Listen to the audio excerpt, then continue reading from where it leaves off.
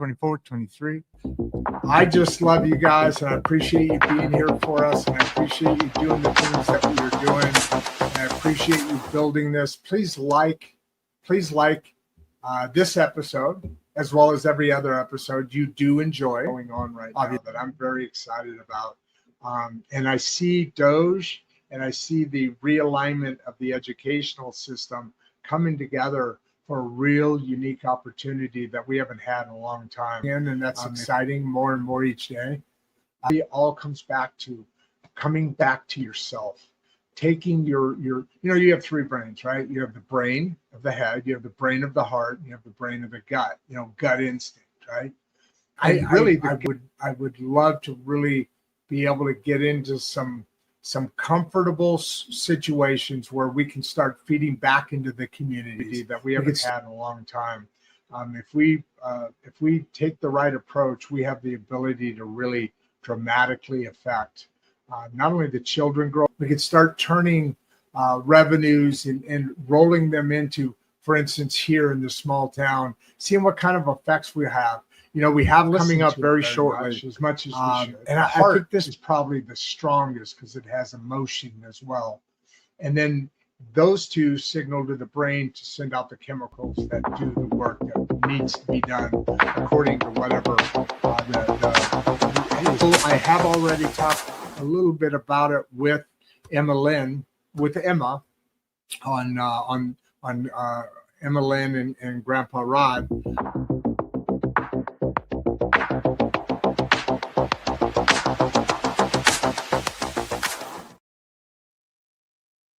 Now, I want to ask you something. I want to ask you this. Ask yourself one question. Get something ready here, folks. Sorry about that. When was the last time I changed my mind because I was curious enough to listen? Sit with that. Because there's something happening right now. And whether people want to admit it or not, you can feel it. We're talking more than ever, posting more, commenting more, but somehow we're understanding each other less. And that's not just frustrating, that's dangerous. Because when curiosity disappears, certainty takes its place. And when certainty takes over, conversations don't evolve, they divide, right? Welcome to Insights and Straight Talk with Rod Duff and producer Barbie, where we don't just host conversations, we actually step into them. And today, this is one of those conversations because we've got something rare at the table. Sure, two voices from the same world, but not here to agree. We're talking about the world of podcasting, long-form conversation, real dialogue, and what happens when that space becomes one of the last places where people can actually think out loud. Today, I'm sitting down with Rashad Woods, and this isn't just another guest spot. This is what happens when podcasters collide. I love that. Two people who understand the power of the microphone and the responsibility of the audience and the weight of the conversations we choose to have. Because here's the truth. Nobody's saying out loud, we're not in a content shortage. We're in a curiosity crisis. People don't want to ask questions anymore. They just want to defend positions. They don't want to understand. They just want to win. And when that happens, we stop learning. We stop growing. And eventually, we just stop listening. So today, this is not a sit back and relax episode. This is a lean in episode. This is where we challenge ideas, right? We push perspectives, and maybe, just maybe, we remind ourselves of what a real conversation is supposed to feel like. And if you're part of the great middle class, well, you know what? This conversation matters more than ever because your voice, your perspective, your ability to think critically is not just personal anymore. That's cultural. It's economic. It's the future. So settle in, because this discussion isn't just a discussion. This is a moment. Rashad Woods, let's go, brother. Hey, how are you? How you doing? I'm doing well. Thank you very much for your time. And it's an honor and a pleasure to be on the show with somebody who's curious and hustles and knows the lifestyle of being a podcaster. So thank you. You're very welcome. And thank you. Same back at you. Same thing, right? We were talking back in the show. Rashad does as many as 4 or 5 and beyond shows a week. And that's a hustle. That's a hustle mentality. And it's, as you said backstage, it's not an easy thing to do, right? Not even close. And, you know, the thing is about it is you have to have compelling content. You have to have a reason for people to come in. And you also have to be willing to listen and be curious, because ultimately your guest is going to know whether or not you're a good fit. It's not just about having, you know, a microphone and thinking you can BS up there for, you know, 20, 30 minutes, an hour, 2 hours. You have to actually really do your homework and be willing to step outside of your comfort zone. Yeah, and when you do that, you're also putting yourself out there, right? I mean, you're out of your comfort zone. You can, I mean, you're exposed right now. There's 100 people have walked in already. Over 100 people have walked in already. So, you know, in front of 100 people, you can stumble. We go live. You know, this is not a. There's no buffering in this. This is it is what it is, and I love that about this. Yeah, and so how did the, Go ahead. Sorry. No, I'm sorry. Go ahead. You know, I was just I do martial arts, right? And so you can train, but if you ever have to do a tournament, that's when the real you and that training all comes out, right? So you don't happen to do Taekwondo by any chance, do you? I used to do Taekwondo. I have a black belt in Tung Sudo. So Tung Sudo and Taekwondo branched off from Tung Sudo when they wanted to actually merge all of Tung Sudo under one unified sport. But I have experience in Taekwondo. I have a brown belt in Taekwondo. Wow, dude, you're badass. I was going to say I'll throw you in the green room, but I don't think that's going to be able to happen. Well, you know, full disclosure, I'm not a professional fighter. I've never had a professional match. I used to do Taekwondo tournaments all the way through college. I graduated from Michigan State, and nice. I've been doing. Oh, nice. Yeah, thank you. Yeah, they lost yesterday. You've been having some fun. You've been having some fun watching the football back and forth over the last, I don't know, half a dozen years, right? It's been Michigan's awesome. Yeah, I went to State actually. So my brother went to. Oh, sorry. Yeah, Michigan State. Yeah, I have a very good friend that went there. He has a business out. I used to be in the machinery business before I wound that business down to start this. Oh, wow. They all went to Michigan State, and that's a gorgeous campus. It's exquisite. It's beautiful out there in East Lansing, and it's a sight to behold. It's massive. I got there out of 2005, and you know, to approach the mentality of when I was doing martial arts, you know, I had a fortunate distinction of having numerous years in it, and I apply the same principles of martial arts to podcasting preparation, and that way, when the real you actually becomes live in front of a tournament or testing for a belt, it doesn't really feel like a test, right? It's just what you practiced on. And that's hard. Well, you hit on something big there. It's, you know, muscle memory is important, right? And that's where work comes in. And that's where too many people, I think, in the world today kind of sit back and wait for the world to come to them versus, you know, working on that, and then the world just naturally comes to them versus them just sitting on their hind end.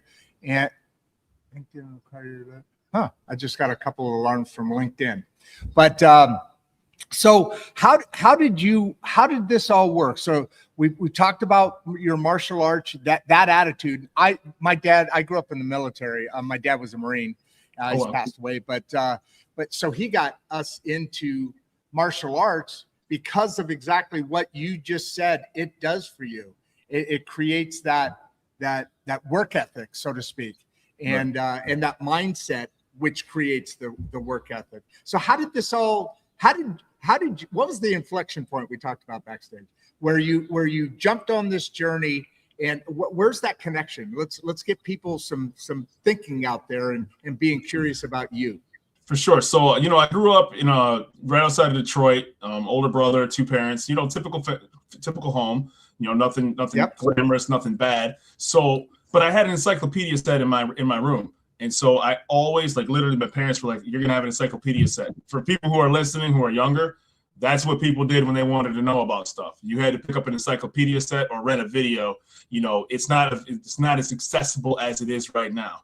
So now you have a situation where, I knew random facts. I'd look up countries. I'd look up history. It was in my room available to me.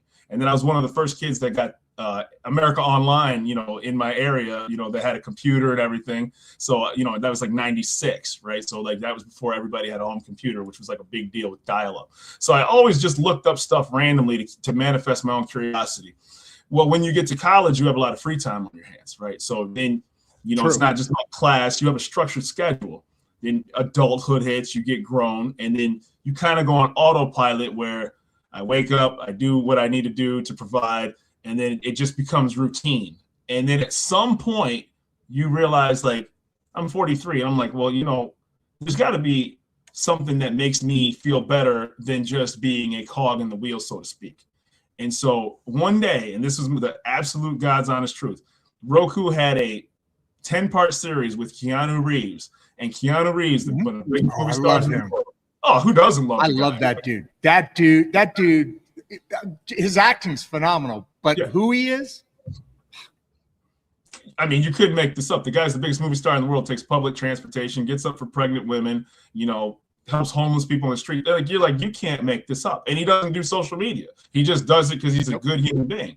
So he had a 10-part series where he was like going across the globe, learning how statues were made. He would talk to sculptors. He would go on like how people were doing like oceanic work for marine life. There was like a building, there was a restaurateur that built a restaurant that was halfway out of the water, halfway on land, and you could sit underwater while eating and seeing like the marine life. Wow. It was like in Sweden or Norway. And I'm like, this is the biggest movie star in the world, but he's curious and he's a geek. And you could tell he did it over a number of years because his hair was different. He clearly was filming movies in between this. So it took some time. I'm like, he's a nerd. And it's like, you know what? Like, I've always kind of been in that same, not even close to Keanu Reeves, but I've been curious. So I said, well, if he can do that and he's, secure in his own self to do something like that, that's exactly what I want to do, because I've always been that person during a conversation that would be like, oh, do you know about the Colossus of Rhodes? Do you know about the transatlantic cable line? Do you know about the Perry expedition to Japan when the U.S. made Japan open up for trade in the 1800s? And everybody would look at you like, dude, what the heck are you talking about? I'm just like, I just know it. I just know it. And so I'm like, I'm going to do something like that. And it's been a good reception from people. I'm not always perfect. I'm not always going to knock it out the ballpark, but curiosity leads to fascinating people and great conversations.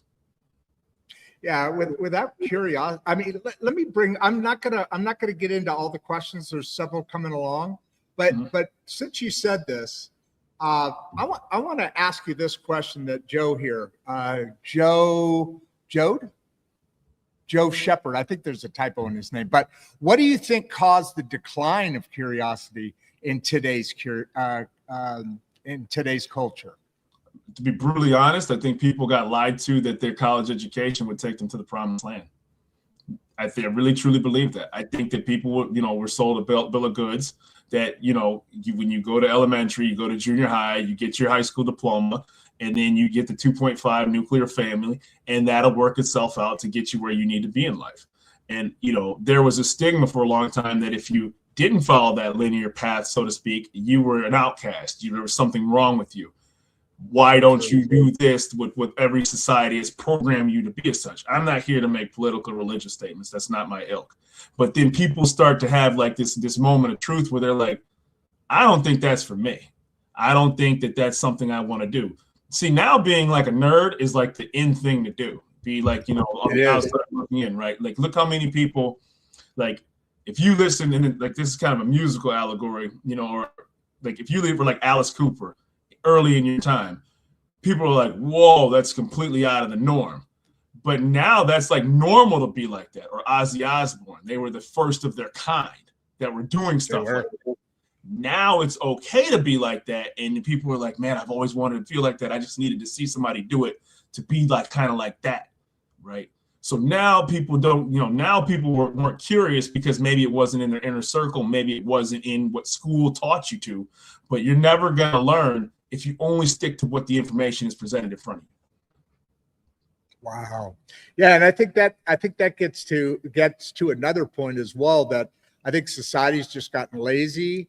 And I think there's too much, like you said, this indoctrination in going through college to the promised land, so to speak. And at the end of the day, there's nothing there, right? I mean, we're still struggling. The great middle class is always the burdened class, right? I mean, it's the backbone of the economic and mechanical and structure of the country, and by extension, the world, right? Other middle classes, but always being under pressure.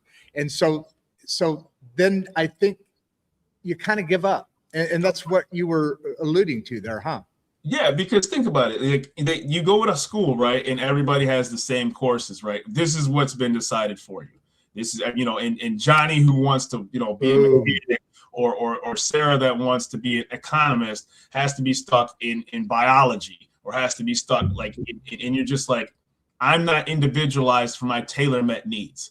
So as a result, then, next, I'm truant, or I'm defiant, or I'm not interested in this topic. And it does a disservice to the teacher as well, too, because if you don't have a kid that's generally interested in the topic, your discussion, then it's just become like a diploma mill kind of situation, right? But if you want to be like a car mechanic, why am I in biomedical science courses? Why am I in physics? I just want to do auto shop, CAD, mechanics, some math a little bit, obviously some chemistry, to know about some chemicals that could be effective for me in my profession. Now I'm ready to go every single day, because this is going to pump me up, as opposed to the kid half sleeping because he's bored out of his mind, out of his element. I'm never going to use this. That's where you're going, huh? Yeah, right. And so, and that's all people know. And, I think that now, people are waking up, to whatever they believe in. I'm not pushing any cause, but you owe it to yourself that if you want to get out of that mentality, you have to put yourself in the driver's seat, so to speak. You have to be like, okay, I'm going to make a podcast, because if I'm not getting the satisfaction of my own curiosity in my regular everyday life, then I have to seek out the people that are willing to give me that information. And then the second stool to it is you can't sit on your couch waiting for a break, waiting for somebody to hear your voice, right, hoping that, if I just watch one more episode of Netflix, things will work themselves out for me. Just keeping it real, and I'm not perfect. Like anybody who's ever walked across me in life, I'm not preaching from a high perch. I don't know Mark Cuban. I don't know anybody on Shark Tank, but I know that you got to get off your proverbial butt if you want anything to happen for yourself. Yeah, absolutely. I want to get into and ask you about your show and what you talk about and all. I want to do that in a second, but before I do that, I want to go back just a little bit of when you were talking about education. You said you've seen a little bit of you've seen some of our show, a lot of clips and this and that. Have you ever heard me mention something called the Regeneration School Project? I did not hear that, so I'm curious about that. Yeah. Well, good. And you're on the right. We're on the right show for that curiosity. Absolutely. Sorry, a little tongue in cheek there. So the Regeneration School Project is. I moved here to Mangum 5 months ago from Chicago. So I used to really be right around the corner, right around the lake from you, so to speak. Sure. Well, you're on the other side. You're closer to Detroit, so you're on the east side of Michigan, right? Yes, correct. So when I moved here, I did that on purpose. I checked. First of all, I have a son your age, and by the way, your generation. What'd you say you were? 41, 42, something like that. 43. 43. Right. Sorry, missed it. But your generation, I call the bridge generation, right? Mm-hmm. And the reason it made me think about it is because you said something earlier about the encyclopedia, the Britannica, I assume it was, right? But yes. Anybody younger than you has no idea what you're talking about. Anybody younger than you has no idea what it is to plug, not to power it, but an actual phone with a cord, right? Right. You've seen pay phones, you know, all this stuff, and before the internet, all that. Right. Anybody after you, they have no idea what my world was. And of course yours too. You grew up in it. Mm-hmm. I grew into it, right? So but anyway, the Regeneration School Project is adding a 5th core subject to the school system. Mm-hmm. So I came here to Mangum because it's the county seat. It's a small town, and we're creating a pilot program for a fifth for a placeholder. Let's call it life. But you said something really powerful when you've got a guy that wants to be a mechanic and sitting in biology, or a young lady who wants fashion. Why is she in math? Well, not math, but something, I don't know, history, or I don't know. Right. But you know what I'm saying. So you get kids that lose that part of their life because, and then going in. So let's go through K through 12, right? So the Regeneration School Project, that 5th core subject is how to understand mental disease or mental illness, how to do your basic finances, simple lessons on entrepreneurship, and most importantly, integrated with counselors that track your progress. And in Europe, they have not much of a better system, but they do something that's really got me curious. And really why I've driven this. It's been in my gut for a while. And they in Europe, if you're an athlete, you go on a path that trajectory goes that way. If that's where your interest goes, or if you're a teacher or this or that. We don't do that here. And we need to, because by the time kids get out of 12th grade and they either go into college or trade school or work, they're not ready for life. No.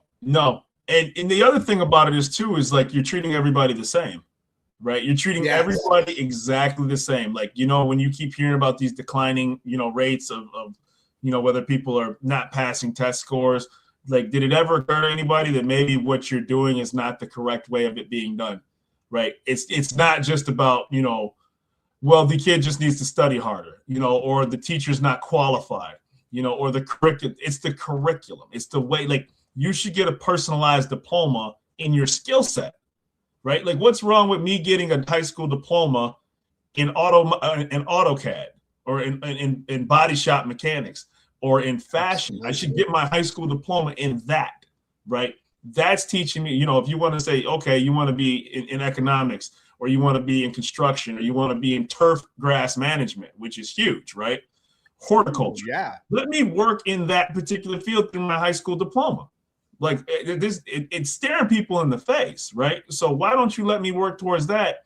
So, and what I'm passionate about, and then the teachers are there, or the counselors, or the people who are skilled can teach me in that particular subject. Now you have somebody that's like, man, I'm ready and prepped and ready to go. You have a huge generation of people that are retiring and sadly passing away, and people are still doing things the exact same way and hoping for different results. And it's like, listen, man, you got to think outside of the box to get different results. And I just think that it even sounds corny. Like, you could even do a social media thing, because everybody wants to be social media. Why not do something on the proper ways, professionally, ethically, that'll fit morally to attract people to your social media item? How to post, how to edit, how to do a podcast. I'm not saying that should be the entire time, but hey, we're going to give you a semester or two that if you want to go into this field, here's how you can be successful at it without making a jerk out of yourself or really regretting some decisions to make. It's just kind of some out of the box thinking a little bit. Yeah, what I think it was Albert Einstein that what is the definition of insanity? Doing the same thing over and over again, expecting different results. Damn. Yeah, exactly. And to that point, especially now, it's critical that this whole education thing, because AI's around, right? AI's here.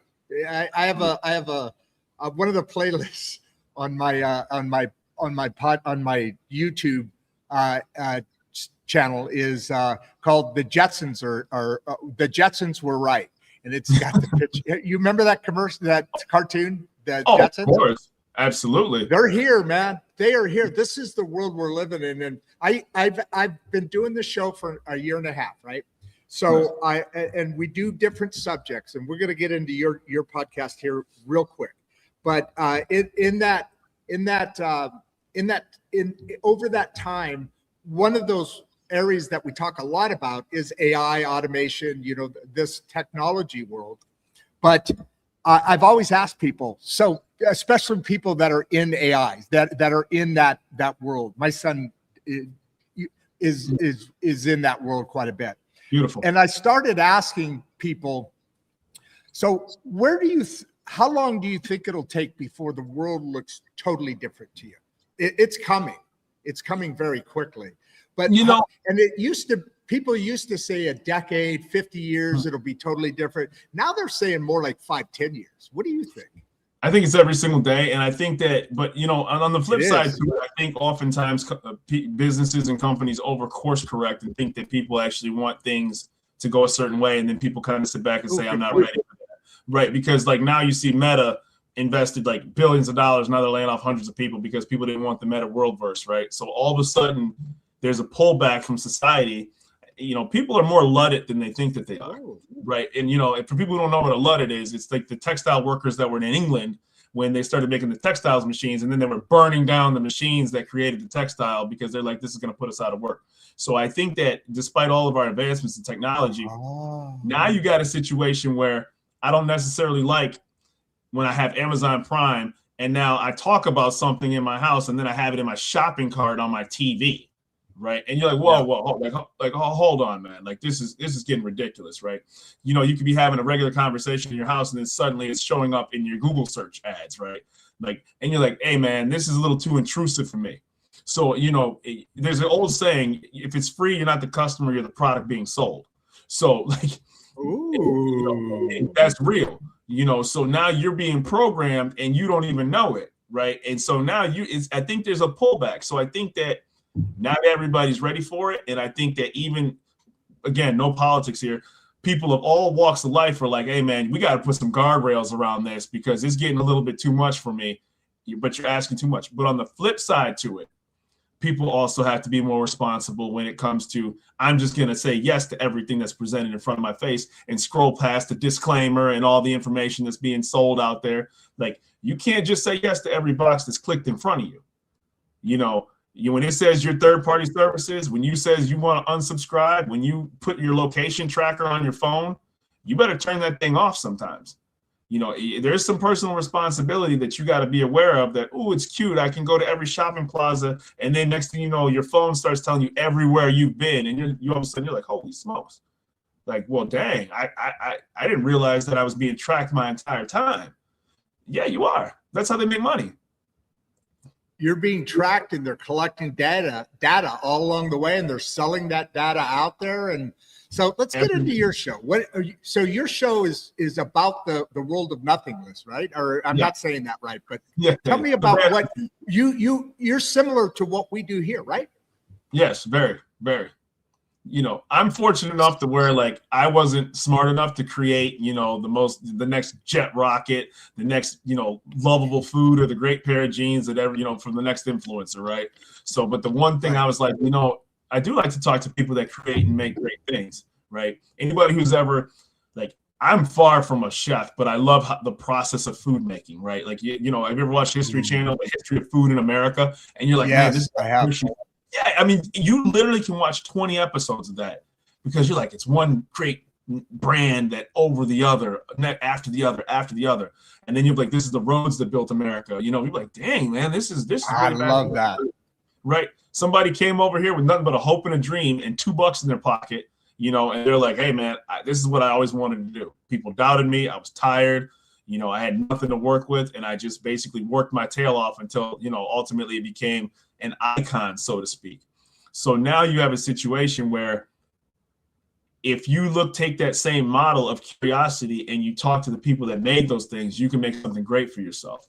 And I think that's what I've been fortunate enough to do by able to talk to people every single day of my episodes to say, if you're curious enough, you can put your mind in a very good place to learn more and ultimately be successful in your own craft. Is there any one guest, expert, right? Is there any one person or conversation that sticks out of your mind that really, I want to get to some of these questions here. I'm skipping a couple of them and jumping down to this one here in a moment, but any one episode or that really stands out to you that was like, wow, that was a big one.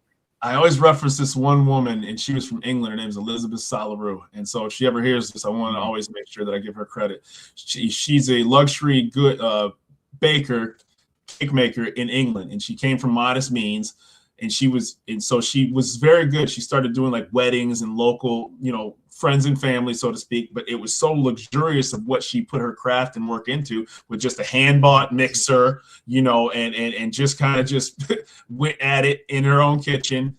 And then eventually she got so big, she started getting royalty and celebrities who wanted to do her to make, luxury baked goods. Wow. Then members of the family members of the royal family were contacting her, and she's done cakes and goods for them in England. And I'm like, wow. So for people who are listening, you couldn't make this up, right? And I talked to her, and I'm like, I can't believe I'm talking to you. So for people who are listening, if you are sitting in your kitchen or your garage, the work is worth it.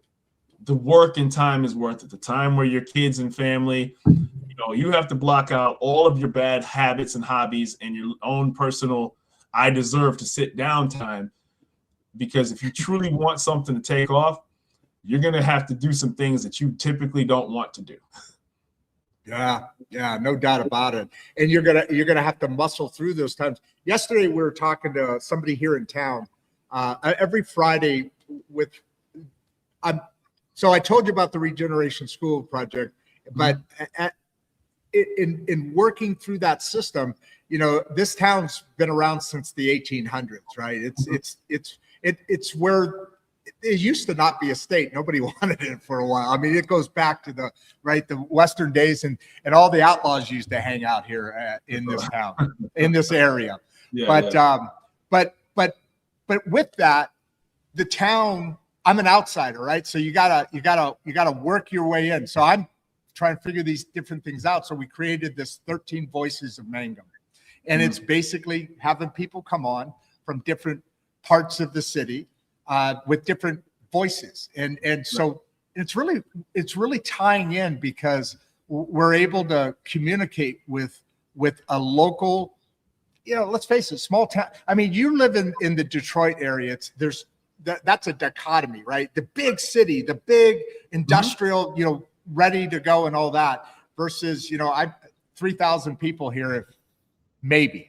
Right. So that's a community that's tight, and they know each other generations after generations after generations. Yeah. But now they have a voice. Right. And actually the police department and the city council are pushing bills to have social media be more, because they understand that, I get it. We can get our voices out, not just around the town, but out to Greer County, up to southeast Oklahoma, on and on and on, right?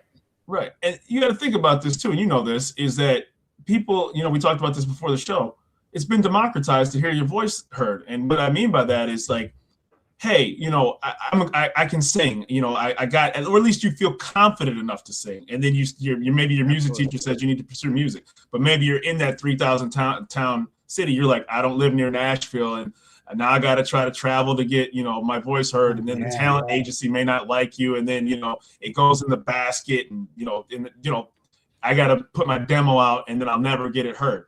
Now you can go on TikTok, YouTube, etc. And if somebody could sit back and say, boy, I want to hear more of your cover songs. I want to hear more of your cover songs. So now you don't have to go through certain people to get successful at things. You don't have to wait, hope, and a prayer that, oh man, I just have to keep, standing outside of, Def Jam Records and keep handing out my demo with the hopes that somebody likes my demo. No, you can go on SoundCloud. You can put your own music out.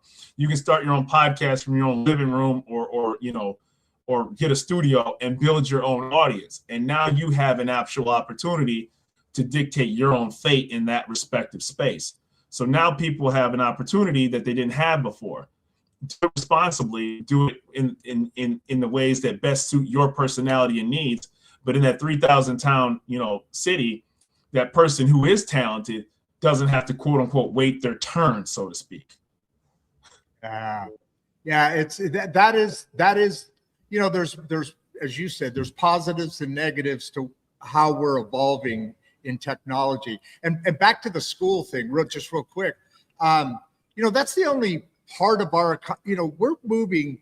We had the Industrial Revolution, and and then the internet came, and society is moving along as technology is keeping up with it, and the industrial base, the infrastructure of whatever it is always keeping up with it, except for the school system.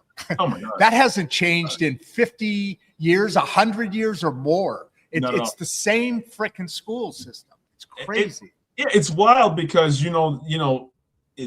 the fascinating part and the frustrating part about it is people know the answer. And I'm not active in the school board system to want to change it, so I can only imagine what it must be like to try to entrench and change that particular structure, because there's a lot of people that probably like it the way that it is for various reasons, but I do think we're at an inflection point, because larger universities that see declining enrollment, for example, it's not just because, number one, the price of it, and number two, because people don't see the value and the trade-off of it. Okay, cool. Yeah. If I'm not going to be a doctor, or if I'm not going to be a lawyer, with all due respect, you cannot convince me to come here, because, I'm not a world-class athlete. I don't have an NIL deal. Where is the value add for me? And it's not a knock on what they've provided, but if the only thing is you're a pipeline to make me fit into the mold of what you say that I should be, then I would rather not. And I'll give you a kind of a personal example. I have 3 daughters, and I've told my oldest daughter plays violin, right? And I said to her, I said to her, listen, you can use that violin to take you around the world, even if you don't want to stick to playing that for the rest of your life. You can get with an orchestra and say, hey, maybe you go to Europe, maybe you go to Montreal, maybe you go to Australia, but you don't inherently love doing it, but you sit back and say, this is a springboard to get me where I want to go. Maybe that's college, maybe it's not. But the point is, I don't have to follow what society told me I have to do. I don't have to suddenly, think about this for a minute. You're 18 or 17 years old in June. And then 3 months later, you're telling me to go to a campus with 40,000 people. And suddenly that's, and I have to be out in 4 years because somebody told me that's what I have to do in order to be successful. Because if I don't, then I'm a failure.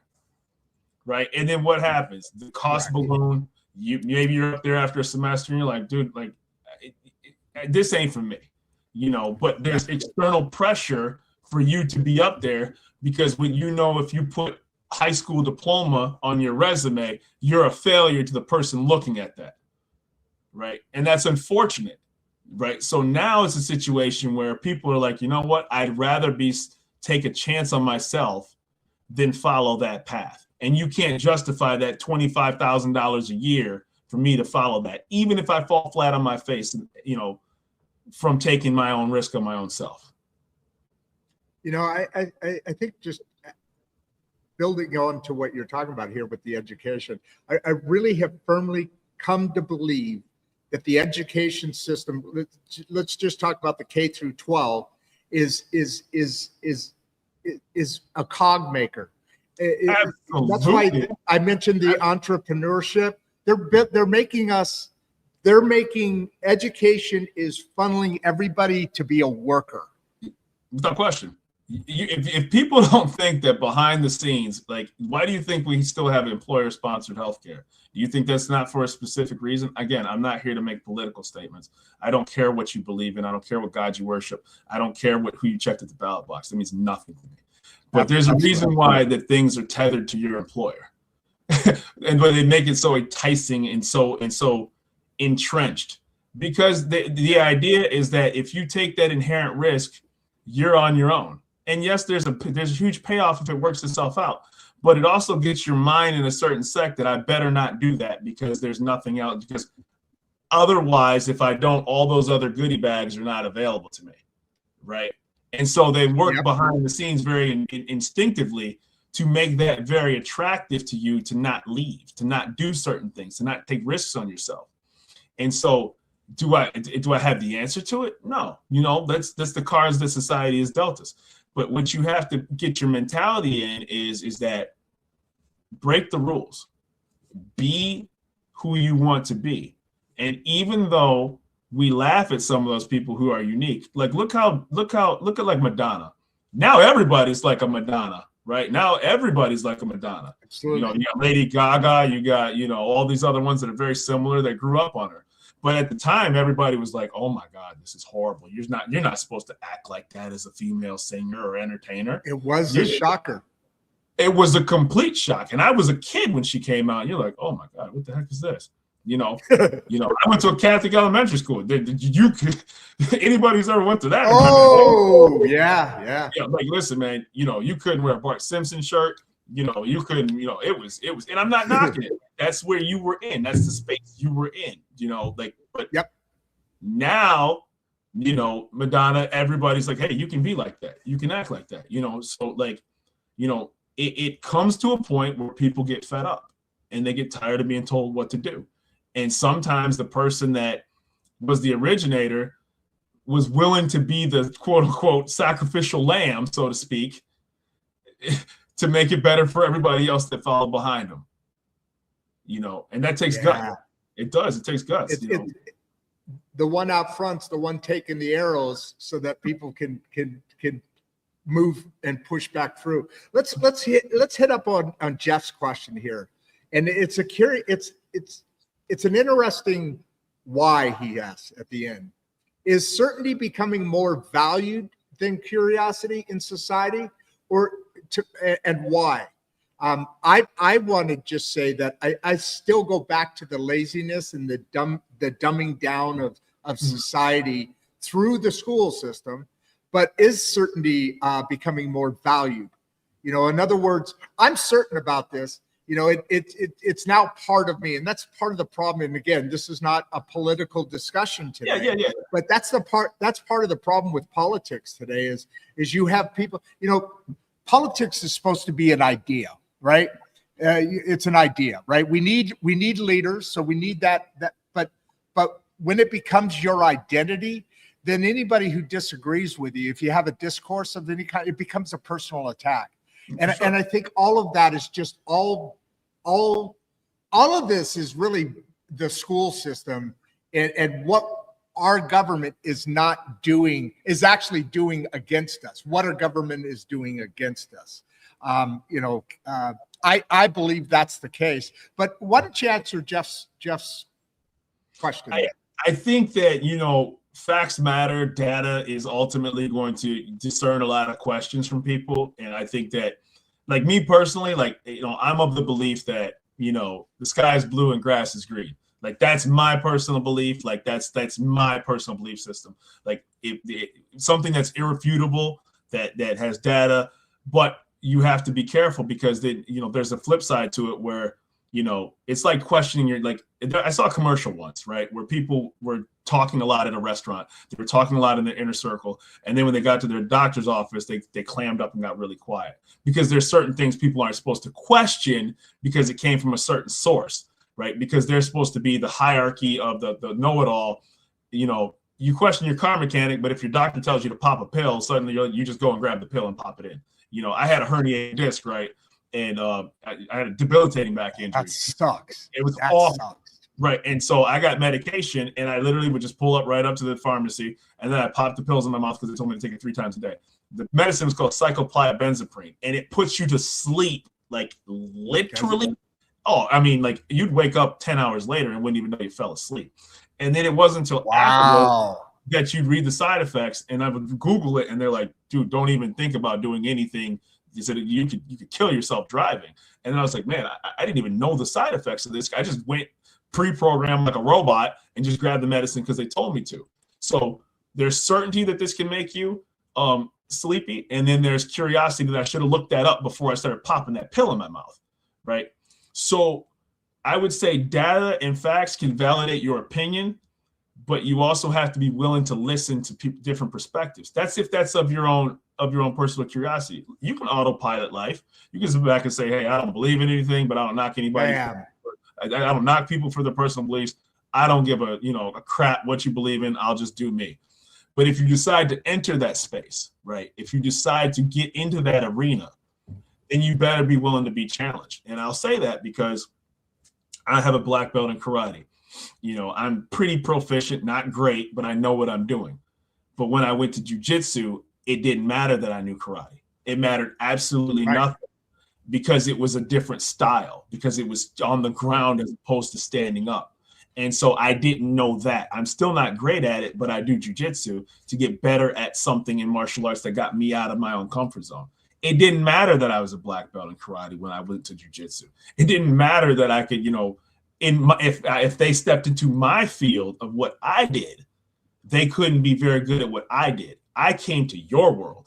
So if I decide to go, say, hey, I'd like to find better about my idea, you better be prepared that somebody's going to know a heck of a lot more than you.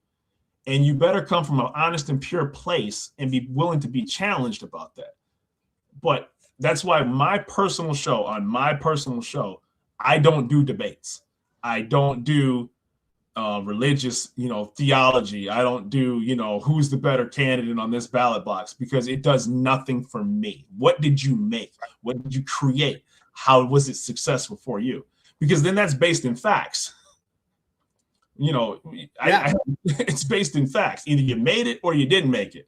And if you did, how's it doing? Right? Like, we can talk about your thought process all day. And I'll just finish with this. There's very few people that, if they're entrenched in what they believe in, are suddenly going to have a road to Damascus kind of moment where, like, you're completely right. I'm going to convert right now to your cause, and everything that I believed in, I'm willing to come, over to your side because you've convinced me enough. Have you seen people on TV debate their opinions? It's the most nauseating thing in the world, and you're like, are you really ever, can you seriously think, sitting next to this person, you're ever going to change their mind? It's never going to happen. And I would never go on a show like that, because I'm like, for what? What's the point? So we can sit back and say, this was said. No, this wasn't said. This is what they meant. No, this isn't what they meant. Like, well, you saw what you saw. And I take people at what they said or what they didn't say. And, I'll live to fight another day about whatever that is, but don't bring that to me. Yeah. That makes perfect sense. And it's a shame that there's not more of that going on. In that opening monologue, I opened with, ask yourself a question though. And I'll just on the other side of what you're saying, whenever I like those discussions that you're talking about. But we you've seen the show. We approach it a different way, because I like discourse, but I always like it because I enter a conversation with somebody that disagrees with me, or I disagree with their point.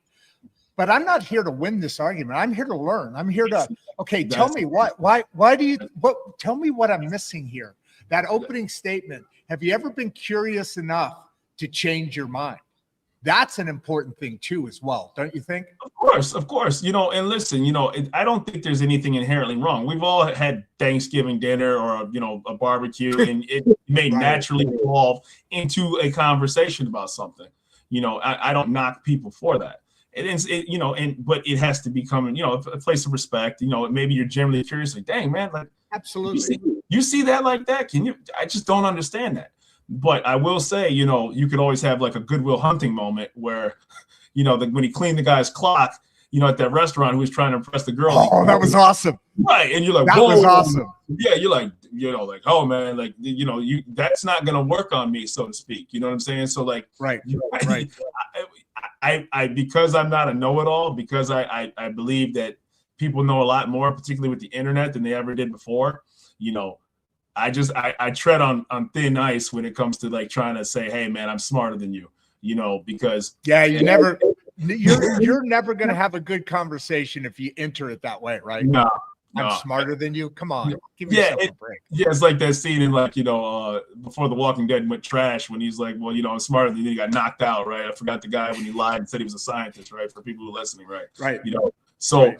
I think that, I just, who wants to, for me personally, I don't want to spend my free time, rage baiting on somebody's reply on a social media feed, hoping that about whatever. It's like, I would much rather talk like this, because how did you build the next rocket ship? What's the next discovery? What's the next? Because here's the reality about things. Like, there's millions of podcasters out there.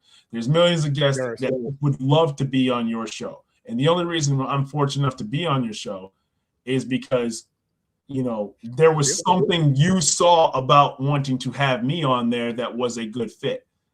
When you realize that, like, you're not as unique as you think that you are, you have to, it becomes selling yourself.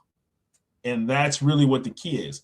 And so I would challenge people, and I had to challenge myself to say that if I was willing to step out of my own comfort zone to get the things that I wanted to do, to talk to the people that I wanted to do, I have to be willing to shut up, listen, and don't think that I have all the answers, because if I had all the answers, you'd see me on TV, hosting the highest rated show in the world, right? So I don't, so I'm not. Scale yourself accordingly and be humble enough to know that, hey man, I don't know the answer to that question.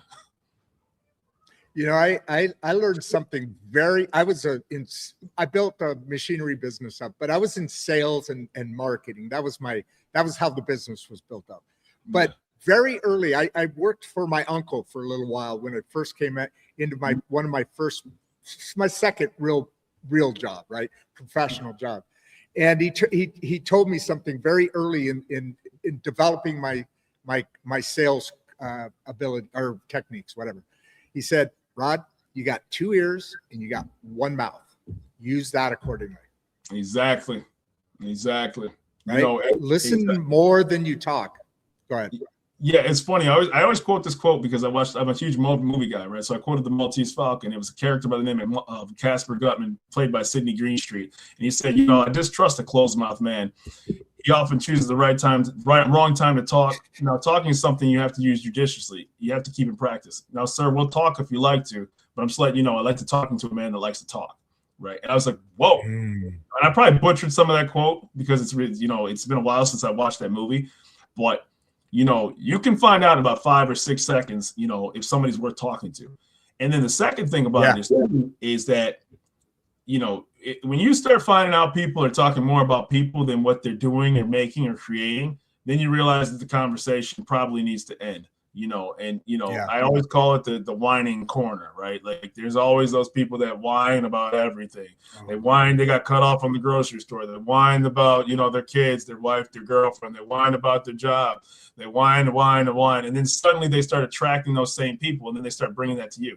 I've been guilty of it. And then I had to check my behavior. Sure. Because when I got my back injury, and, when you realize you're the youngest person in physical therapy, you realize, and you can't get off the couch or walk 5 feet without wincing in pain, you say, you know what, man? Life ain't so bad. It ain't that bad. Yeah, absolutely. You know what I mean? Like, I really kind of have that, what? I'm not paralyzed. And I can get up, because you think about it. Think about the fact that you can brush your teeth. You can walk to the refrigerator. Yeah. You can walk to the driveway. That's something that people are so used to doing that they don't even equate with the fact that that's a gift, to be able to do that every single day. And then you have people who are in wheelchairs that cherish the opportunity to be able to move a limb, right? Christopher Reeve was Superman and then ended up the way that he did, right? Superman, right? For, like, as a kid, you're like, Superman got paralyzed, right? Yeah. So, you know what I mean? Like, and so, now you scale back your whining every time you think about stuff like that. I have, and then with all due respect to people that I know, they may listen, if you don't see me talking to you lately, that's why. Right? Like, and, it's the reason why, because, like, man, you got to curb the complaining. You got to curb the complaining, man. Like, it's, oh my God, you got to curb the complaining. I know somebody like that that lives down the road from me, and I avoid them like crazy, man. It's terrible. Terrible. It is. And it's so deflating. It's so I don't know. It can be 85 degrees. It's going to be 85 degrees outside. Birds are chirping. Kids are playing at the park, right? Not a cloud in the sky, and this person is complaining. Yeah. And you're like, oh my God. Like, are you absolutely kidding me? And so, like, you get in. I remember a quote from Tom Brady, right? When he was like, the greatest quarterback of all time. And he said, It is hard getting up at 5 o'clock in the morning on Saturdays when your friends are eating pancakes at 20 years old. He was like, it is not, Peyton Manning said the same thing. He's like, you think I loved getting up in the middle of summer when he could have been golfing? Like, it was to get to the place where you knew you needed to be at. And if you were willing to, the Mike Tysons, the Floyd Mayweathers, all of those people that reached those levels of, they didn't always want to get up and do those things. But they did it because they knew I had to be ruthless in my profession to reach the spot where I wanted to be. Now, does that mean you have to be a bad individual? I'm not suggesting everybody should act like Jordan to everybody, right? Not suggesting that for anybody who's listening. But you do have to have a filter system and healthy boundaries at some point that says, I have to get this out of my airspace. I'm of the belief I will never crash into anything I don't allow in my airspace. And so that's what I started believing in. I said, I'm going to block out certain people that don't add value to what I'm trying to accomplish. And if that makes me a jerk, so be it. Yeah. Well, you've got to, I call it, people talk about living your life, but you got to be active in it. You got to live your life on purpose. Yep. I want to go back to the I'm going to set up a curiosity question here in a minute. Do you know the show Ted Lasso? I wrote it down. Yeah, I just don't have Apple TV. He went over to England to teach to coach a soccer team. Yeah, he was a high school football coach here, got in a divorce and went over to England. And but here's the thing: you watch the clips. You watch social media. You see my clips. Look up Ted Lasso and start watching him, because he's a lot like he's a lot like what we're talking about right here. The show throughout is always about lessons. Really funny, really clever, great acting, great writing, all of that. Interesting storyline, kind of funny. But I bring it up because if you haven't seen the show, then you don't know this scene. But there's a very famous scene in the show, and it's. By the way, we've been going an hour already. That was great. Dang, that was fast. See what happens when people don't complain? It's because it's a joy, right? It just moves, man. See what happens when you talk to people who don't complain, right? The energy, right? Like, and for people to listen, I'm not perfect, and God knows, like, I had to get out of my own space of doing complaining, right? But like, when you get to martial arts, when you really want to get to a black belt, I'm telling you right now, you better not complain, because it's gonna suck. Yeah, and nobody wants to hear it. In that world, in the world of what you're talking about there, that's an elevated world than the average person, But on the point, they were in a pub, right? And you know darts, right? Yeah. And so the owner of this club and divorced his wife, right? Went for a younger thing, and now the wife runs the club, however the divorce went out. But anyway, all the characters are there, and this owner, this guy is a real son of a gun, And so they're playing this. So they're talking, and the ex-owner says, "Hey Ted, do you like darts?" And he goes, "Yeah, I could do it." And he takes a dart, and he kind of throws it, and it kind of hits, but it was obvious that wasn't a dart expert thing. So the guy goes, "Hey, you wanna play a game? Maybe wager a little, maybe 10,000 pounds?" Ted goes, "Whoa!" Like my doctor told me when I had started eating Alfredo, fettuccine Alfredo. That's a little rich for my blood, but I'll tell you what. And they made a wager, and So he goes, so they start playing and they're at the end and he's got to get these really 3 hard hits, like a bullseye and 2 triple 20s. And everybody's like, nah, no way. So he starts and he goes, okay, well, here we go. He goes, when I was growing up, people used to really take advantage of me and really didn't understand what I was about. He said, and then one day I was taking my kid to school, and there on a wall was painted from a poet. It said, "Be curious, not judgmental." Right. And that's one of the best things I've ever heard in my entire life. The story it makes that point a little bit better. But you know what? How can individuals practice curiosity every day? Because it's important to be curious. And you said complain, judgmental, same thing, same energy. Right. It's something so simple as to, like, if you go to the grocery store and you start, like, even products inside your own home, look up the ingredients on it, right? Hey, where was it manufactured at, right? That's how things that's how the ball starts rolling. It can be sitting right in your face, right? So you're like, okay, I'm not saying Wikipedia is the end all be all of every answer that you got, but that's a good start, right? So, like, then it leads you to who was the author. Then you can go to the author's main page. Then you can look up the creator. Then you can maybe watch a documentary on him. The creator of Dynamite, Alfred Nobel, created the Peace Prize. That's what, not the Peace Prize. The Isn't Nobel that fascinating? Right, Alfred Nobel. Isn't that interesting? Yeah. The guy that created TNT is the Nobel Prize is named after, right? So those are the small things that can help you, like, in life, like, learn certain things, because when you drive past that nondescript building, when you drive past, there's a story behind all of it, right? There's a story behind every single thing you drive past every single day. And what you'll find out sometimes is, man, I've been sold a bag of goods, man. Like, I kind of have like an awakening, like, like, they didn't teach me about this. How many times do you sit back and say, they didn't teach me that in school? I didn't know that. Like, that was something that wasn't covered. Or you sit back and say, I was kind of lied to. And it's how you handle that next conversation. Are you going to go into a rage baiting, defiant mode, or are you going to sit back and say, I'm going to figure out what's next about this? And so if you put it in a positive manner and not in a self-destructive way, great things can come from out of it, right?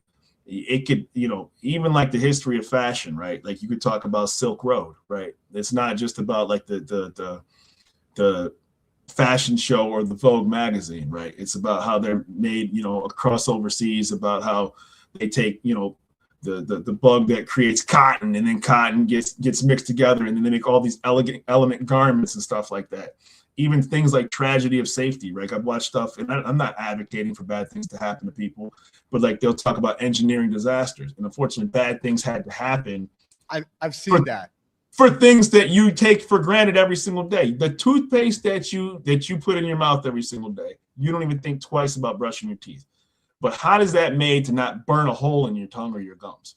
Think about how precise something has to be to remove the germs or the dirt from your hair and not completely kill you in the same process.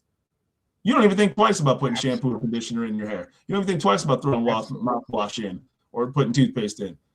100 years ago, that would kill you.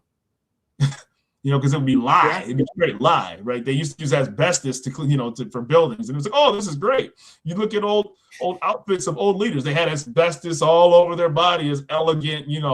Oh, this is beautiful. It's fireproof, and then you're like, yeah, wait 5 years when you're unfortunately dead. Yeah, because you're breathing all that stuff into your lungs, and boy, we didn't know, right? We just didn't know. Right, and now, like you said, we just take it for granted.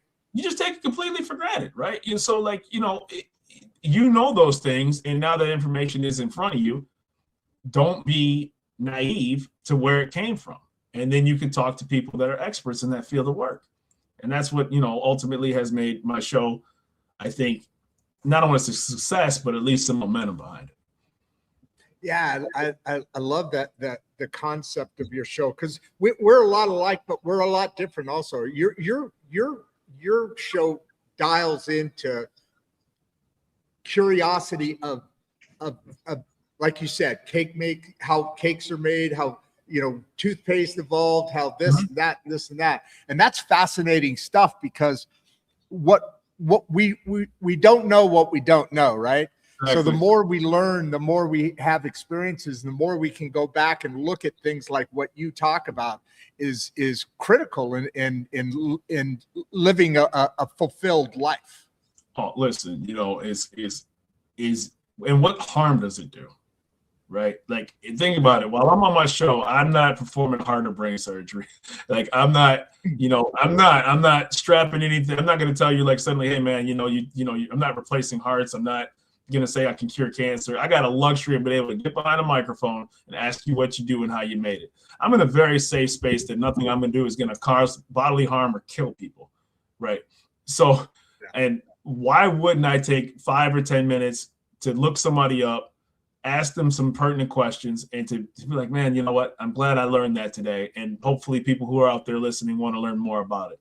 Like, that's the kind of like understanding that I have. Yes. I'm not building motorcycles. There's no liability from what I'm doing. Nobody's getting blown up. You're not eating anything that I cooked. So it's like, hey man, I'm safe. As long as I don't say anything outrageous that could, the sniper on the rooftop didn't like what I was talking about and pops a bullet in my head. Right? Other than that, I'm feeling kind of healthy where I'm at right now. So, dude, put yourself out there. Yeah. So that's perfect for what Michelle's mentioning here. And I know why I have curiosity, but can curiosity actually be taught, or is something natural? I think both, but I think taught, and circumstances and history. For you, how your life is built around curiosity. And you said you had the access to the Britannica, to the encyclopedias growing up. Your parents wanted you to do that. But what were you taught that, or do you believe that's something that's just ingrained? It's funny. It was just ingrained because personality-wise. Yeah, but it's funny. While all the guys are playing basketball, like, even though I watch sports, I'm not, in teacher's zone. I'm not obsessed with sports. So even when I was playing basketball, like, I would talk to teammates and I'd be like, I'm like, dude, like, focus on the game. And I'd be talking about, whatever on the bus ride there, and they'd be like, dude, this dude's a geek. Like, even like when I played sports, I was like, straight up, like, anybody raised me, I'm not gonna, BS people and say suddenly I was super jock. Like, and there are some smart super athletes that are curious about things, but I always just like read stuff. I always was just curious. So it's something that was built for me. That doesn't say you can't, it can come along, because you can have that inflection point where you sit back and say, you know what, I need to learn more than what I've been taught. And, I owe it to myself to reach out there, but it does have to be in you, because at some point you're going to have an off switch, and you're going to get kind of, quote unquote, tired of doing the mundane every single day. But, it has to come, internally, because doing a podcast and asking people questions and learning every single week, you can't teach that. Yeah. All right. So I know I know you are giving us time here, and I appreciate it. By the way, there's well over 300 people here. But I want to get through a few of these questions with you while you're still here, because there's a couple really, really, really good ones. And can we just give short answers so I can get a couple of these? Because is curiosity becoming more about? No, I don't want that one. We were talking about education. This one, I've been waiting to put this on for a while, and there's two more I really want you to address in the next couple of minutes. Jack asked you here, what role does education play in shaping curious minds? Boom. That's a big one. I like that question. The teacher is not the end all be all. Just like, that doesn't mean they're not qualified, but qualifications just get you your licensing. That doesn't mean you're necessarily good at teaching. I do martial arts. Just because you have a black belt doesn't mean you're a qualified coach.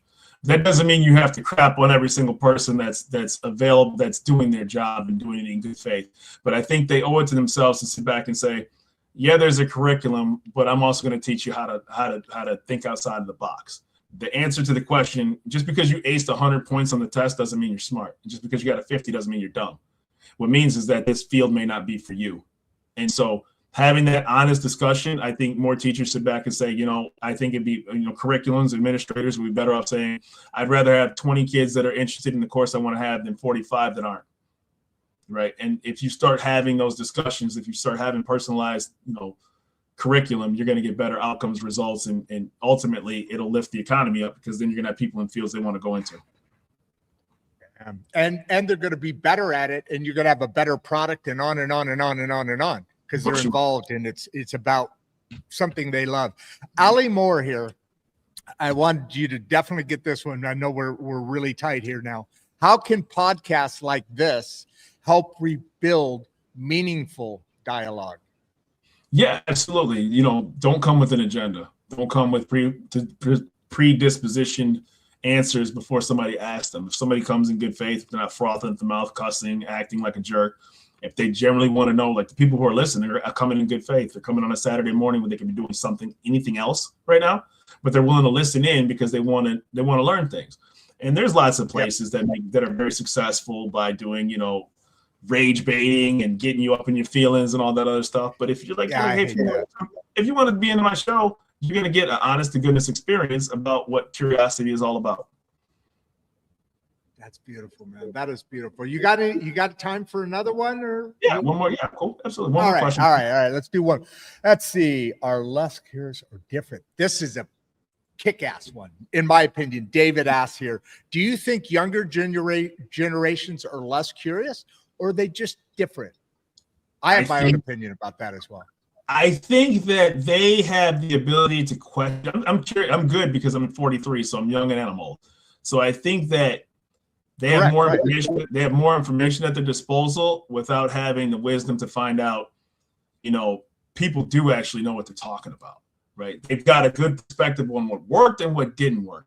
So, but at the same time, they also sometimes reveal too much at once. Some things are supposed to be held back. It's like watching Jaws, right? The shark wasn't shown in the first 5 minutes of the movie. It got shown in the last 5 minutes of the movie because there's some sort of thing that was anticipated. Not everything needs to be known right in front of you at the exact moment that you're asking for it. Instant gratification sometimes ain't the answer. Right. And there's too much of that in the world today. That a desire for that, too much of that in the world today. I need my opinion validated right now. Otherwise, no, man, it takes research and time. Yeah. Can we skim another one out of you, or are we done? One more was, I got no problem. One more, brother. All right. So let's see. Simple speak curiosity. Oh, okay. I like this. So Lori Todd here. Lori Todd, I think she was on the show before. I'm thinking, what's one simple way to spark curiosity in a conversation? Because conversations are real. They're living, breathing things, and they're organically evolving however they evolve. But how do you spark curiosity in someone else during a conversation? The one thing I kind of have a gift for, and I'll never say I'm great at, is I can tell if you're interested in what I have to say. Do you look me in the eyes? Are you nodding your head? For people who are listening, for all intents and purposes, they're not feeling you. So when you go listen to certain podcasts and you have listeners from certain demographics, certain places, that's more likely a receptive audience, right? So I love boxing and MMA. So I go to places where people are boxing and MMA. I'm not going to go to a basketball forum and try to interject myself in that conversation about that particular topic, because that's not what I know. That's not the space to do it in. Go to the spaces where people are at about what you're trying to do. Don't it's like asking the same girl out every single day, right? That's not going to work. Go somewhere, go talk to somebody that wants to talk to you. So that's how it's really simple, staring people in the face. So we've had an awesome conversation. I've got another dozen. I'm going to stay on it, and because I always make a promise to my guys, the audience, that I'll read their question at least, right? But what do you want to leave your fan club here? I think I'm going to lose a bunch of watchers, and you're going to gain a bunch. What do you want to leave as a final statement? What do you want to leave this audience with? And by the way, before you go, and as so I want you to make that. What do you want to leave this audience with? But also, would you please?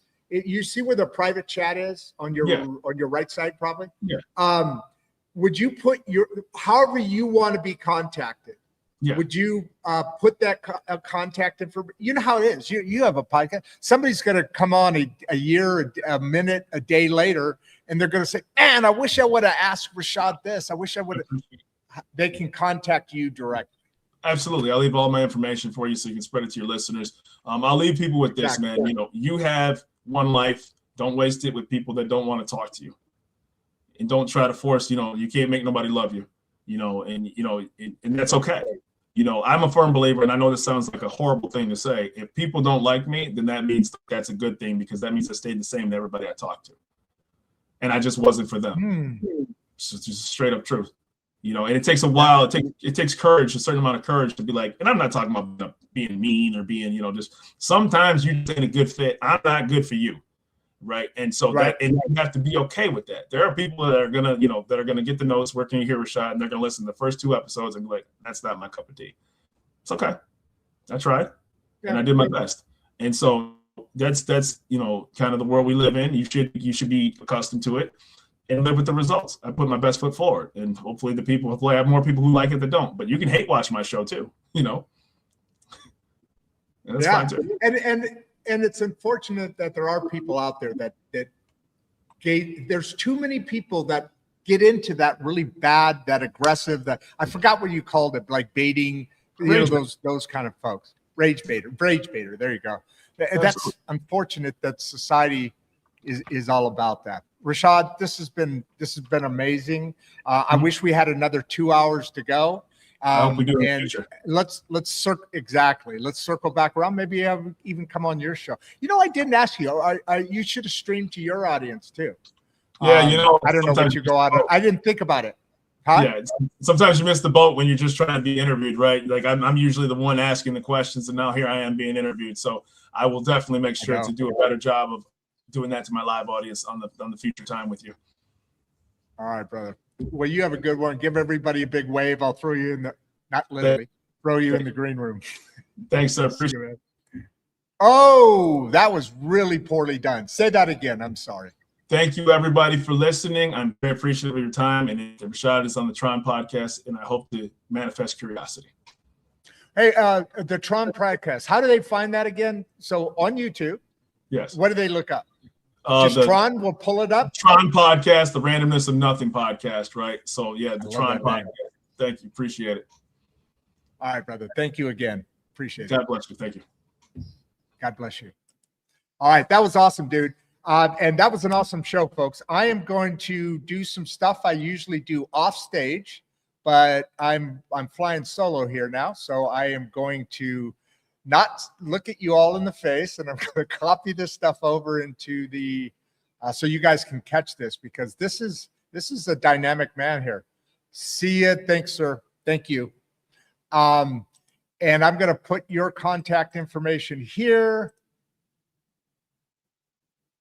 Boy, to spark curiosity. I'm going to get to your guys' questions, I promise you. So that's T.R.O.N Podcast.com. So that's that. I just have a couple more things to do here. That and this one. Hold on. I'm almost done, folks. Sorry, this is really, really poorly done, but I don't have a choice, because I do want to get his contact information here for you guys, because I know that is I've seen it. It's fascinating. He talked about how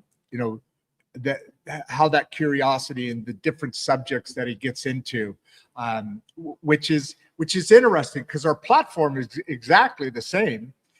Our subject matters vary not dramatically, but his show is really fascinating, because it's like the History Channel on steroids, right? Or it's what people do and how they create their lives and how they become the experts of what they are expert in. And I think that's fascinating. Let me come back and let's hit some of these questions. I skipped a bunch of them. Do you think you're okay? So I'm going to come back and hit this one with David. So I think I've learned a lot. One of our sponsors has been Leaf Lab. Actually, let me do this. And in Leaf Lab, I work a lot, have worked and continue to work a lot with a guy by the name of Penny Sutkin. You've seen him on this show, and he taught me something that fascinated me because I never thought of it that way. You know, there's a lot of people in the world today that believe that the kids are, you know, it's very, a lot of people are very concerned about the generations growing up, because are they going to be able to, you know, carry on? What are they going to do when the world's in their hands? And it's important to me because I'm semi-retired, so the economy needs to still go on. But, you know, Penny made a point that stuck with me. And you know, I asked that question earlier. When have you ever been curious enough to change your mind? And a key point, which I have a few times in my life, obviously, I think everybody has to a degree, but Penny said to me, he said, you know, Rod, he says, I work a lot with kids. The Leaf Lab is preparing. It's that in between, it's after high school or towards the end of high school into college. It's what they do is it's called agile learning. It's more project-based learning versus, you know, just lecture. What they do is you go into the lab and you work on actual businesses that have challenges. They post that, and you take that project on and you work with that project and it teaches you collaboration, and it teaches you organization, it teaches you project management. Then you get a digital footprint of completing these projects, and it's very valuable. And when you go into the working world, you have real work experience. You're only allowed to work, I think it's 5 hours a week. I think 3 to 5 hours a week, I think it is. Yeah. Anyway, so he told me that he works with kids a lot, obviously. And he goes, you know, it's funny. Kids are a lot smarter than we think they are. They're just different. Like you said, David, they're different. Their minds think differently. Their approach to life is different. And we don't understand that. I like to use the mental picture of they're so far out in front of us in their ability to compute, you know, in their minds with information and everything else, all that they're exposed to. They're so far out in front of us, we can't even see the dust that they're making coming off the road. So I think kids are different. Are they less curious? Yeah. That part of this comment or question is a challenging one. I don't know that they're less curious. I don't know that they're as curious. Well, look at Rashad. He's not an everyday person. He's not. He like me are extremely curious about things, about life, about why. And I think I don't think that's a generational thing. I don't think that's a kid's thing. I think that's just something that develops. For me, how my curiosity came about, I was going to say this earlier, but I didn't want to steal the thunder there. But I know why I'm so curious. It's because of the way I grew up, and Rashad too. But his situation was better than mine. I grew up all over the world. I grew up in a military family, as you all know, and so I went to 3 different high schools, 8 different elementary schools, and on and on and on. And here's the thing: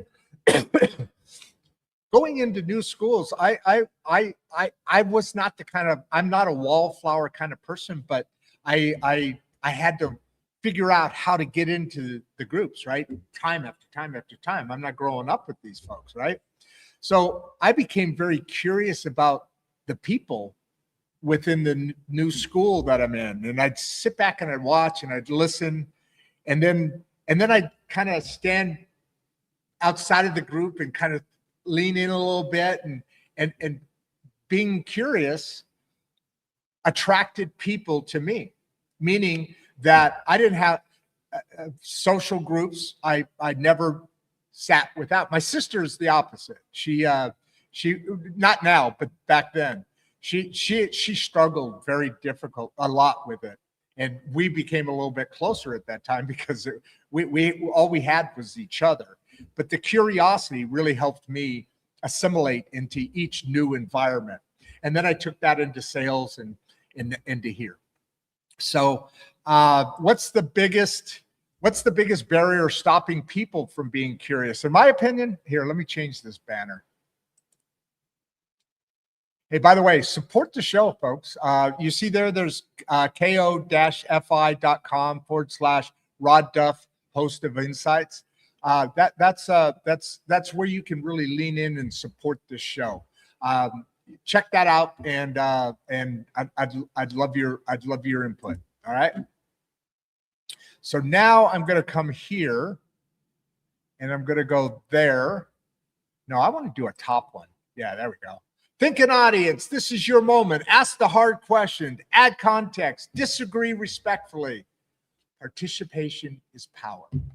So I'm going to leave that one up. I'm going to change this. I want you guys to see our newest media assets. I think it's this one. This is our newest sponsor, the Eye Catcher Gifts. That's Mary Putri. You know her from her book, You Know Fat Mary. She's our newest sponsor. She'll be back on the show again, I think in 2 weeks. I think it's 2 weeks. I got to look at it, but I'm not sure. So let's go back to these comments here. Did I get all the way through all these? Let's see. Did I skip? I know I skipped some. What role does education play? I think education it does play a role, and I think it doesn't create curious minds. I don't think the shaping of curious minds is the mission of our school system. I talked about in the opening. You talked about the education system in Doge, and what a great, unique opportunity we have right now to make that education system something next level than where it is now, which is 50 levels behind where we needed to be. I already did this one. And yes, I think certainty is, and it's laziness, to be honest with you. And we already talked about the Ali Moore's question here. I wish I would have brought that up. Hey, thank you. So Dennis says, amazing insights. Thank you for bringing this discussion to us. Thank you for being here, and thank you for being part of this show. You have no idea how important. Well, you do have an idea, but you can't imagine how important it is to have you, specifically you guys in this audience, doing what you do, helping us do what we do. And God, that means the world, and it gives us the ability to bring voices, to bring expert guests, and to bring people into a space that they can learn more. I always talk about the elites have much more access, and there's nothing wrong with that. They in many cases, in almost all cases, the elites are there for a reason. They busted their asses to get to, Bezos. He came from nothing, right? There's examples after examples. So there's nothing wrong with an elite having more access. Somebody who's got that abilities, right? Got that backing. So at the end of the day, places like this bring information to the great middle class, and by extension, the world, the great middle class of America, and by extension, the world. So that is something that's dynamically critical. Do you think younger generations, we already hit that one. What's the biggest barrier? Okay. So what's the biggest barrier stopping people from being curious? One, they're judgmental, like the Ted Lasso story we talked about. I think that's obviously a big barrier. Well, I know it all. I know everything. Or they spend, like Rashad said, they spend their time as a complainer, and that's their life. By the way, I do want to hit this. That's his podcast, and that's his email right there. So definitely hit that up. I think we got through everything here. I did want to get back to this one. That one. So the biggest barrier is laziness, being certain, having unreasonable standards and expectations beyond having unreasonable expectations beyond your center, beyond yourself, because you need to be able to continually grow. Well, being curious keeps you continually growing. So let's put a pin on this right now. Let's put a little bow on this, because there's a difference between hearing a conversation and being changed by one. And if you've been with us all the way through this episode, you know this wasn't surface level. This was layered. This was real. And in some moments, there was a little uncomfortable. And that's exactly the point, because growth doesn't happen in agreement. It happens in tense moments. It happens in curiosity. It happens when we're willing to sit in a conversation without needing to win that conversation. What Rashad Woods brought today to the table and what we pushed back and forth on is something bigger than a single episode. This is about how we think, how we listen, and how we engage in a world that's getting louder, but not necessarily smarter. So here's the ask, okay? And it's an important one. Don't just watch this episode and move on. Spend time with the platform. Go watch another episode, then another. Start to understand the rhythm, the arcs, the conversation, the people. Because Insights and Straight Talk isn't about one voice. It's built on many. Head over to YouTube at RodDuff1939. Get connected on our Substack, where we go deeper every single week. As a matter of fact, we do 3 Substacks a week. Barbieisms on Monday, Poems and Pages on Wednesdays, and Fridays is Mic Drop. So the reason we do that is Barbie sets the tone for the week, right? She always reads my column in the Mangum Star, and then we have a Barbieism on Monday. Wednesdays is poems, so that sets the table. That sets the week of what that week's discussion is going to be about. Wednesdays is Poems and Pages. That gives it soul. Mic Drop brings it home. On that Substack brings it home. The Insights and Straight Talk, this gives it a voice.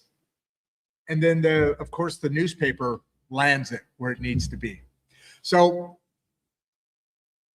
follow us across the Substack, LinkedIn, X, Instagram, and Facebook. Join the conversation, not as a spectator, but as a participant.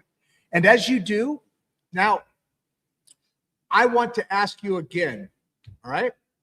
I want to ask you again. Ask yourself this question. When was the last time I was curious enough to change my mind? Because that's the point. To Rashad Woods, appreciate you stepping into this conversation, bringing your voice and leaning into something very real. And to all of you, we'll see you on the next one.